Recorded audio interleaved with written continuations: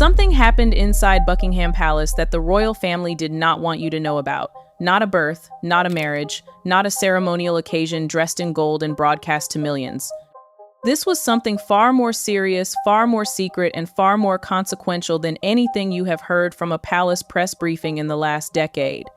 A document carried through palace corridors long after midnight, sealed in crimson.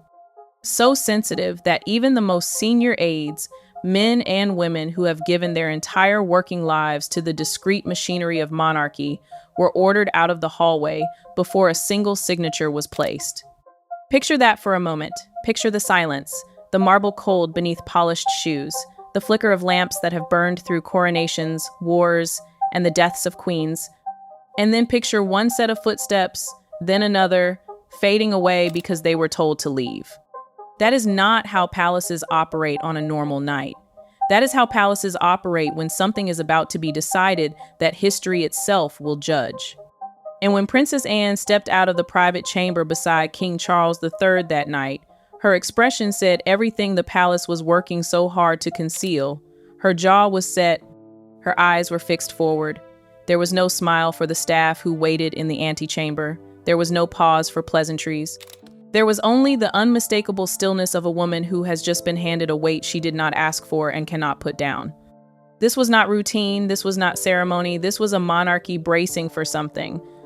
Because King Charles III had just signed a royal order granting his sister, Princess Anne, one of the most powerful and rarely invoked titles in the entire history of the British crown, Princess Royal Regent. Roll that phrase over in your mouth. Listen to the way it lands. Princess Royal Regent. The moment that pen touched paper, nothing inside the House of Windsor would ever be quite the same again. Stay with me, because what unfolded behind those palace walls, the secret meetings, the silent alliances, the factions scrambling for position, is the kind of royal story that only surfaces once in a generation. And the deeper you go into it, the more you realize this was never just about a title. This was about survival. Now, you might be tempted to scroll away. You might be tempted to assume this is another polished royal puff piece dressed up to look like something more. I am telling you right now, do not make that mistake.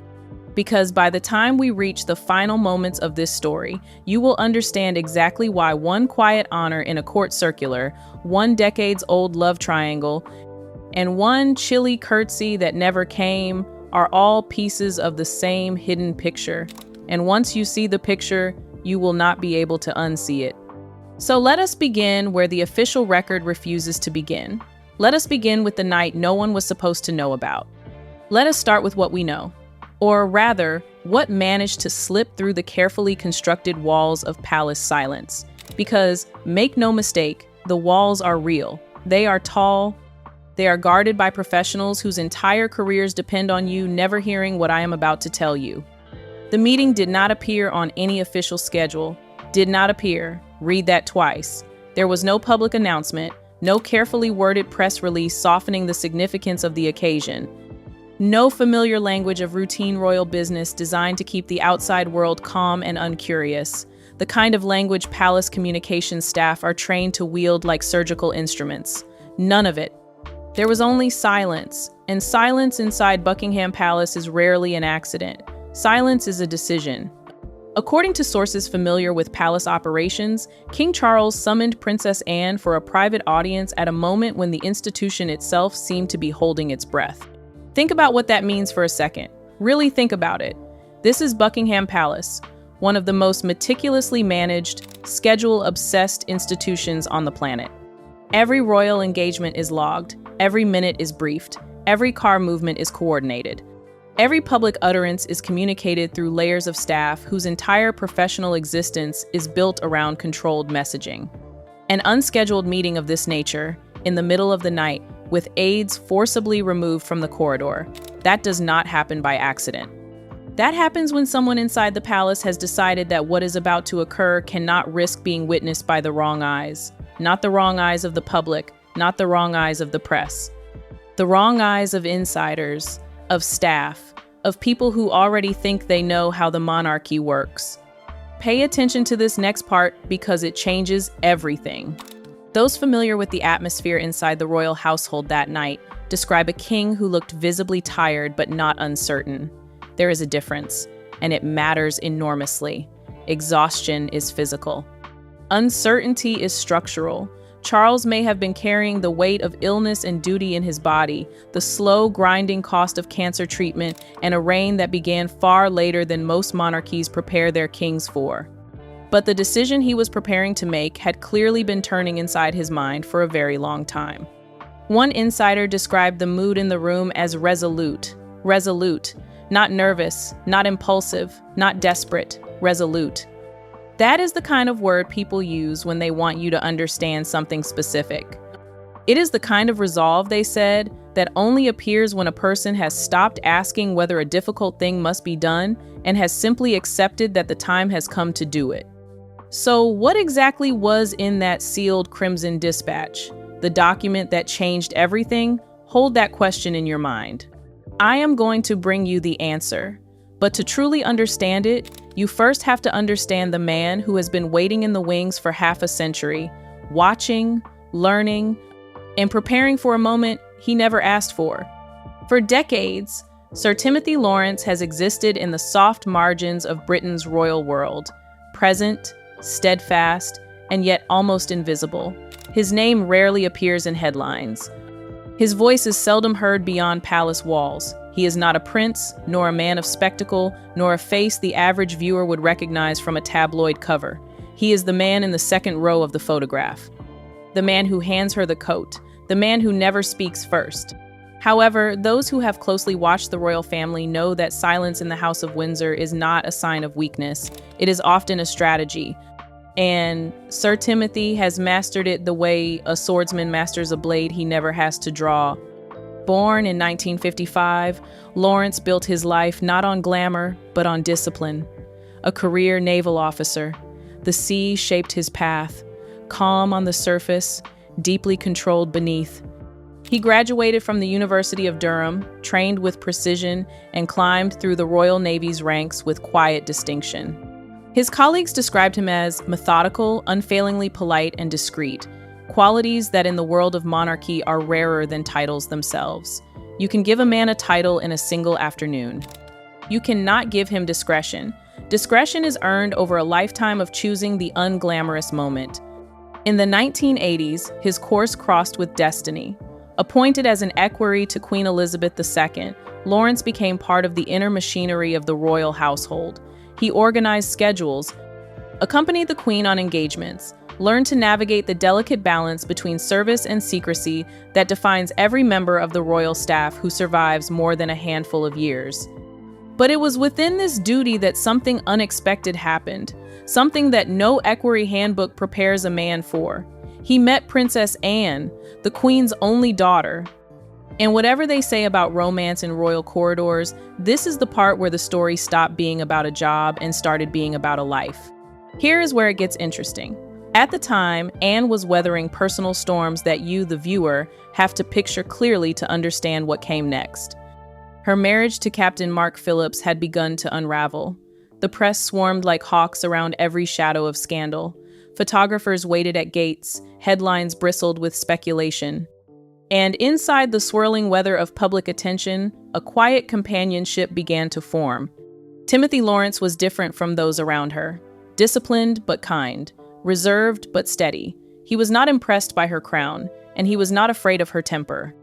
He listened more than he spoke, and when he spoke, it was with the precision of a man who had spent years learning that the wrong word can sink a ship faster than the wrong wind. Over time, what began as professional trust deepened into something more personal, something more human, something that royal protocol simply does not have a clean column for. By 1992, their bond had become undeniable. That December, in a modest ceremony in Crathy Kirk near Balmoral, Princess Anne married Timothy Laurence. A royal wedding stripped of pageantry, defined instead by sincerity.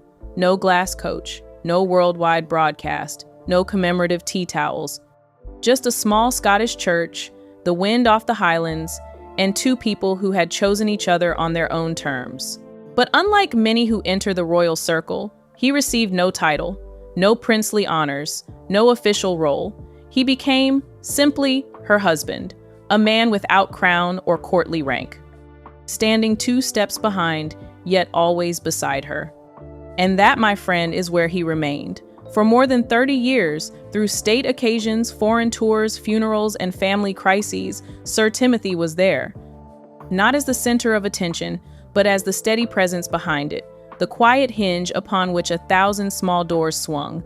His loyalty was quiet but unwavering, his composure unbroken. To the public, he was the man in the background. To the family, he was something far rarer. He was dependable. Now hold that word, dependable, in your mind, because it is about to matter more than you think. When King Charles III recently conferred upon Sir Timothy Laurence the title of Knight Grand Cross of the Royal Victorian Order, those who understand the hidden language of monarchy took notice. The rest of the world barely blinked, but the insiders, the historians, the courtiers, the people who can read between the lines of a court circular the way a sommelier reads a wine label, they froze in place. Because this was not a routine gesture. This was a message. In the royal world, every medal carries meaning. Every ribbon whispers intent. Every gesture is a sentence in a language that the public almost never gets to read, and such timing cannot be accidental. After 30 years of faithful service to the crown, to Anne, and to the quiet dignity of duty, the man who never sought a title has finally been given one of the highest the sovereign personally controls. But whether this marks gratitude, strategy, or something more subtle remains the question echoing through palace corridors. Pay attention to this part, because the answer is hiding in plain sight, and we will get there. So, what hidden message lies beneath this quiet honor? Was it gratitude, a warning, or the start of a deeper royal shift? Keep watching. Because before we can answer that, we have to talk about the love triangle that shaped a dynasty. And once you hear it, the title, the timing, and the midnight signature will all begin to make a different kind of sense. The love triangle that shaped a dynasty. That is a line I do not use lightly, because dynasties are not shaped by gossip. They are shaped by choices that quietly bend the course of decades. And the choices I am about to walk you through bent the course of an entire monarchy. Long before Queen Camilla stepped into the royal spotlight, another intriguing royal connection was taking shape, one that very few outside palace circles truly noticed. It was not between a prince and a fair maiden. It was between the ever-practical Princess Anne and a dashing army officer named Andrew Parker Bowles. Picture early 1970s London, the streets buzzing with new music and new fashion. The royal family, still moving through a world of hunting parties, regimental dinners, and country weekends where the same families circulated like planets, locked in the same long orbit. And in that orbit, 2 young people noticed each other. Anne, sharp-tongued, fearless on horseback, allergic to nonsense. And Andrew Parker Bowles, dashing in uniform, charming at dinner, a man who could light up a room without trying too hard. Back in the early 1970s, the 2 were more than just friends. They shared a deep connection, and whispers around the palace hinted at a romance that might have blossomed into something lasting.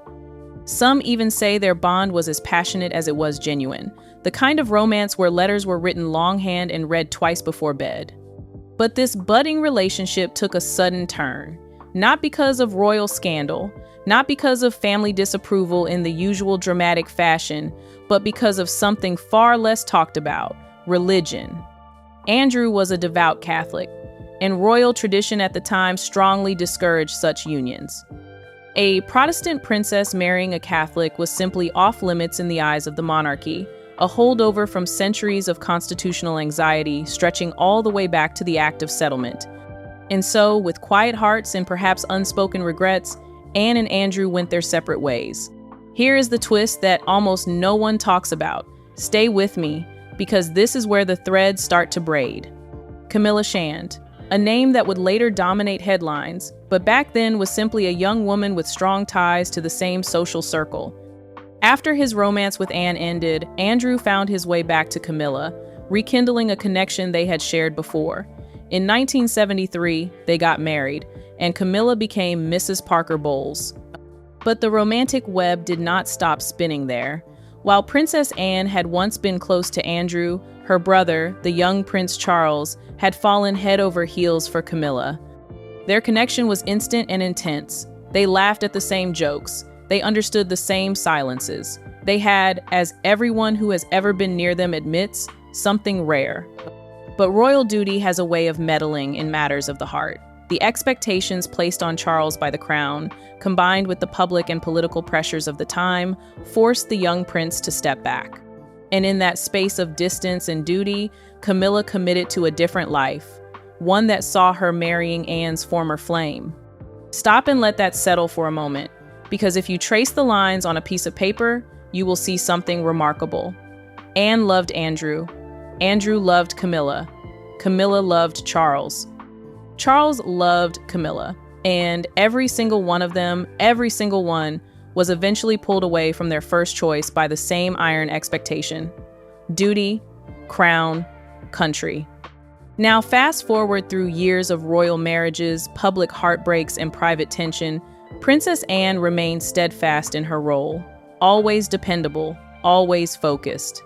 She became known as the hardest working royal, someone who quietly carried out her responsibilities with little fuss. Meanwhile, Charles married Lady Diana Spencer, and the world watched what looked like a fairy tale unfold on every front page. But behind those palace walls, the story was already cracking. Following Diana's tragic death in 1997, and after many years of public and private speculation, Charles and Camilla eventually reunited, this time for good. They married in 2005, and over time, Camilla transitioned from controversial figure to queen consort. What once began as a set of quietly entangled relationships among four young people has now transformed into a polished narrative of royal duty and endurance. But beneath the surface of formal titles and public appearances, traces of those old romances linger. The past has not been forgotten. It has simply been reshaped into the present, wrapped in royal protocol, rebranded as history. It is a story of love lost, love found, and love complicated by crown and country. But here is where the story gets sharper. Because if you think those tangled threads have all been resolved, if you think the four corners of that old triangle have all stopped pulling at each other, you have not been paying close enough attention. And that brings us to the part of this story that the palace would very much prefer remained unspoken. Let us dive into Princess Anne's doggedness that earned her the title of the most hardworking royal: protocol, power, and a stiff upper lip. Because in order to understand what happened in that midnight chamber, you have to understand the woman who walked out of it. Princess Anne has always been the quiet force within the British royal family, a woman of duty, discipline, and deep loyalty. While others have been swept up in headlines and scandals, Anne has remained unshaken, focused on her royal responsibilities with little interest in drama. Her reputation as the monarchy's no-nonsense backbone is not just a label, it is a legacy she has built over decades of unwavering service. So when her older brother Charles finally married Camilla Parker Bowles in 2005, after years of controversy, tabloid whispers, and public disapproval, Anne did not cause a scene. True to her character, she remained calm, collected, and composed. But that did not mean she was thrilled about the union. Read that line again. That did not mean she was thrilled. It was not just that Camilla had been the subject of public scandal. It was not just that her relationship with Charles had caused heartache within the family. For Anne, the situation was even more personal. Camilla had once been married to Andrew Parker Bowles, who also happened to be one of Anne's past romantic interests. That tangled history was impossible to ignore. You can put a tiara on a memory, but you cannot erase it. Add to that the fact that Camilla and Charles's relationship had, in many eyes, shaken the very foundation of royal tradition, and it is no surprise that Anne approached the situation with emotional distance. There were no angry interviews, no dramatic public scenes. Princess Anne did not speak ill of Camilla, nor did she attempt to sabotage the relationship. But those close to the royal family observed a quiet chill in the air whenever the two women were in the same room. Not a shout, not a snub, a chill. The kind of cold that lives in the eyes for half a second longer than it should. They did not clash openly, but they certainly did not blend naturally either. Anne, known for her strict sense of royal duty and traditional views, found herself face to face with Camilla's more relaxed, modern take on life inside the palace. Camilla seemed comfortable breaking away from the rigid expectations that Anne had always followed without question. That difference in mindset was subtle but powerful. It is the difference between a woman who built her identity by surrendering it to duty and a woman who built her identity by surviving public judgment. Two paths, two philosophies, one palace. One moment in particular seemed to reveal just how deep Anne's feelings ran. And this is the part most people get completely wrong, so listen carefully. After Camilla officially became queen consort, royal protocol would suggest that even Anne, the king's sister, offer a curtsy. But Anne did not. She did not curtsy. Not at the public ceremony. Not in the quiet moments where cameras were not looking. Not at all. Whether it was a quiet protest or simply a reflection of their complex history, that decision spoke volumes. Royal watchers caught it instantly. It was a small gesture, but one that echoed through royal watchers and insiders alike like a stone dropped into a deep, still pond, ripples that would not stop. And yet, even amid these unspoken tensions, Anne never lost sight of her greater purpose. She may not have embraced Camilla with open arms, but she did publicly recognize her role as a support to King Charles. In appearances together, Anne and Camilla have always maintained a respectful front. They smile when expected, exchange polite words, perform their duties side by side. Behind the palace doors, however, the atmosphere is more complicated. It is not a soap opera. It is more like a high-stakes chess game, where every move is shaped by centuries of tradition, layers of personal history, and the unbreakable expectation of royal composure. Princess Anne and Queen Camilla may not be close, but they both understand the importance of the roles they play. In a world where image matters and every glance can make headlines, their story is one of quiet tension, hidden strength, and the delicate balance between personal feelings and public responsibility. And here is the part that ties it back to the midnight meeting, because if you understand the chill, you start to understand the elevation. If you understand the silence between two women, you begin to understand why a king would summon his sister in the dead of night to sign a document the rest of the palace was forbidden to see. Hold that thought, because we are about to get even closer to the heart of it. Let us dig into Camilla's quest for acceptance amidst Anne's unyielding dutifulness, the side the world did not get to see. Princess Anne has always stood out in the royal family. Known for her no-nonsense attitude and tireless work ethic, the 74-year-old Princess Royal is King Charles's most trusted ally. Their bond, which was built over decades, remains one of the strongest in the royal circle, stronger than anything you have ever seen on a magazine cover, stronger than anything you might have assumed. Anne and Charles grew up just 2 years apart and were inseparable as children. They often relied on each other while their parents, Queen Elizabeth II and Prince Philip, traveled for royal duties. Picture them, two small children in vast palace rooms, echoes of their footsteps in corridors built for kings, tutors instead of classmates, state visits instead of summer holidays, and only each other to lean against when the doors closed. Those early years created a connection that only deepened with time. While others may have seen the crown as a burden, Anne and Charles treated it as a shared responsibility, something that tied them together more than anything else. Unlike others in the family, Anne never hesitates to speak her mind. She has earned respect for her courage to say what she truly thinks, even when talking to the king. And here is the thing about kings. Most of them, throughout history, are surrounded by people who tell them what they want to hear. Anne has never been that person. Not for her father, not for her mother, and certainly not for her brother. Charles truly values that honesty. In fact, she is one of the few people he fully trusts. During his coronation, he showed his faith in her by giving her the rare and historic title of Gold Stick in Waiting, a position once meant to physically protect the monarch during important events. It was more than a ceremonial role. To him, it was a public sign of his confidence in her. He was telling the world, in the oldest language the monarchy speaks, that if anything happens, this is the person I trust to be at my back. Behind closed doors, Anne is said to be the one Charles turns to when things get heavy. She gives him straightforward advice, even when her opinions go against his plans. Yet, their relationship is not all about duty and serious discussions. The siblings share a sharp sense of humor that keeps their bond lighthearted. They are often seen laughing together at royal events, teasing each other in public with the kind of warmth only siblings share. During a charity event at Buckingham Palace, Anne jokingly thanked Charles for letting her use the space, saying with a smile, "It does help." It was her typical mix of wit and charm, turning what could have been a stiff royal event into a cheerful moment.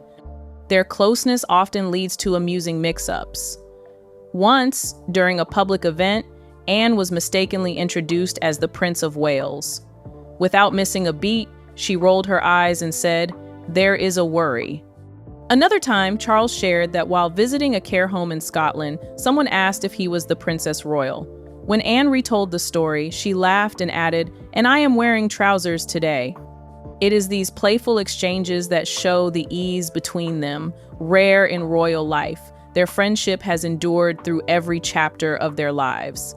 From the excitement of Anne's Olympic days to the sorrow of their mother's passing in 2022, during that difficult time, they stood side by side at public events, comforting each other through understanding.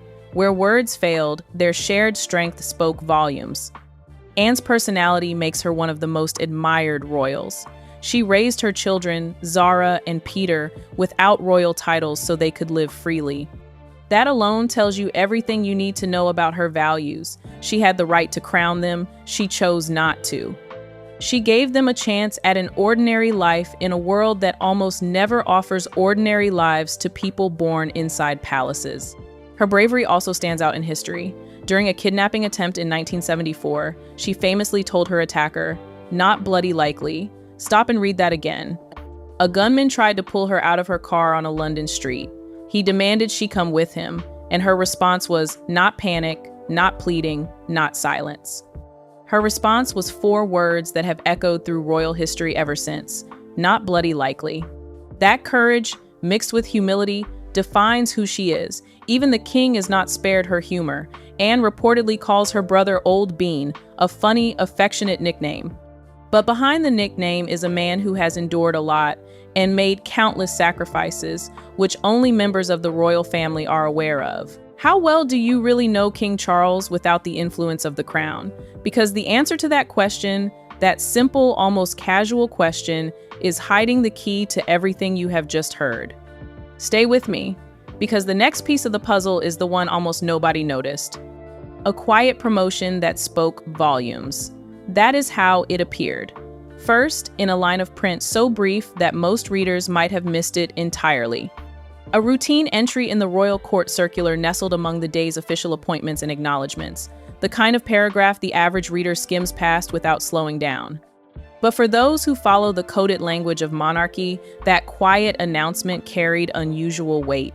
King Charles III had elevated Sir Timothy Laurence, Princess Anne's steadfast husband, from Knight Commander to Knight Grand Cross of the Royal Victorian Order, the highest possible rank within that centuries-old honor.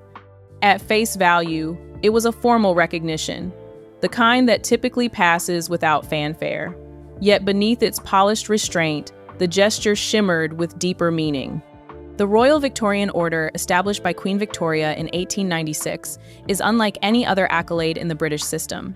It is not awarded through ministers or committees, nor influenced by political favor or public campaign. It is, in essence, the monarch's personal acknowledgement, a direct expression of gratitude from the sovereign himself.